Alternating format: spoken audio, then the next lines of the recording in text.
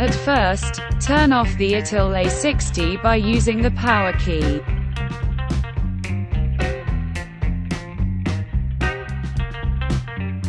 Press and keep the power button plus the volume up at the same time.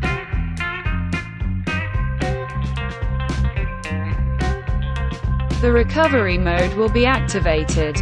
Now, use the volume button to navigate and the power key to select the option.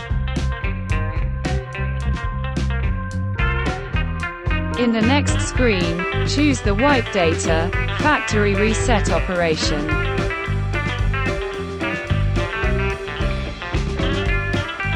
Now pick the factory data reset to begin. Finally, use the option, Reboot System Now, to complete the whole operation.